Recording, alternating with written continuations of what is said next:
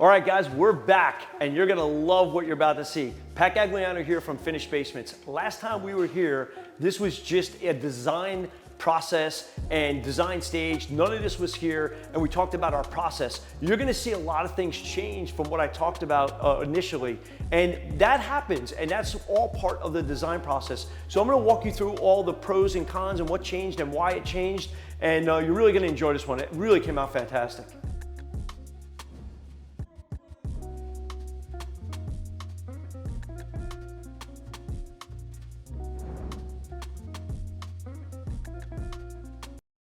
All right, guys, so this area right here, entertainment bar, island area, we originally talked about this being a traditional bar, but as I got talking to the homeowners a little bit more and learning how they were gonna use it and what was gonna be going on here, I found out it was more family oriented.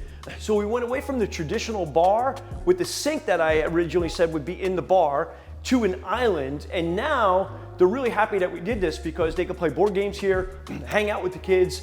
Really, this change was fantastic based on what we learned during the process with the homeowners. All right, so another change that we had, I was putting the gym here initially. I was gonna do glass wall here and glass wall there. What my motivation was I wanted to lose this column in the wall. But once again, as we talked about entertainment, how they were gonna use this area, it turned out that it would be better if we moved the gym somewhere else, which is exactly what we did. So it opened this space up and it really lays out nicely. And you can see this big area is wide open as a result. And then what we did, because I didn't want to have a door here, we turned this into a hidden door. So this came out really good. It was a good decision that we made this change. All right, so we're in this section in the basement. We had that lower ceiling that we talked about. We wanted to utilize the space. So we created a kids room here, and we have a wall unit over there. We tucked that away. We put these glass doors so you could see in here, but not hear the sound. The kids could come in here, do their gaming. Believe it or not, they did a little setup inside this, which looks like a closet where they go in there and they do some YouTube stuff and filming and TikTok. So it's really actually kind of cool. Again, another hidden door right here. But we utilize this area under the sunken living room upstairs very well for the kids area and still feels kind of open with the glass doors.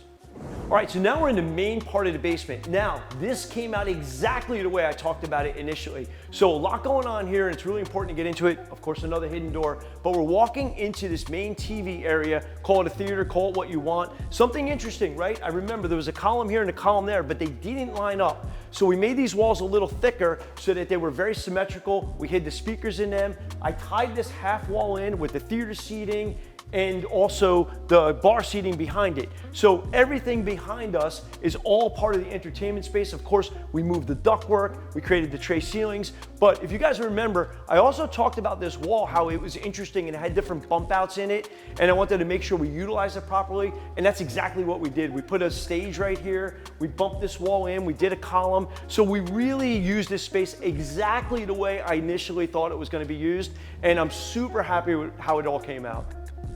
This is an absolutely great example of an open concept theater area right here. We utilized some columns, created this countertop. I mean, it's gotta be 20 feet long. The quality of this with the granite and these giant bar stools, we have 7 giant bar stools here with theater seating on the other side. Talk about having a great entertainment space in an open concept, but yet feeling like you're in a theater when you're sitting there. This is as good as it gets. And the tray ceilings just make it even better. All right, so we do have a lot of hidden doors in this basement, and just keep in mind, we're not always doing a hidden door so you could not find the space or trying to hide something. Really, the motivation a lot of times is there could be multiple doors, and we don't want that. I don't want to see door handles and real doors all over, so we take a decorative wall like this, we turn it into a door. You know, I don't care that somebody finds it. We're not trying to hide a safe in there or anything like that, but look at the wall opposed to what this wall would look like if I had a traditional door and those panels right there. Night and day difference. All right, guys, so here's the gym that we relocated. Once again, there was a column right here, so we came through here, hit the column and angled it and put the gym here.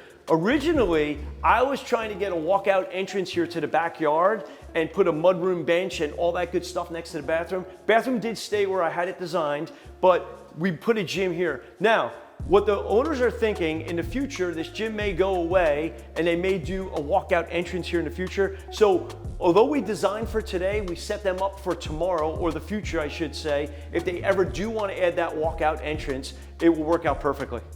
So we got this really nice oversized bathroom, but it's actually really cool because look at this bench area.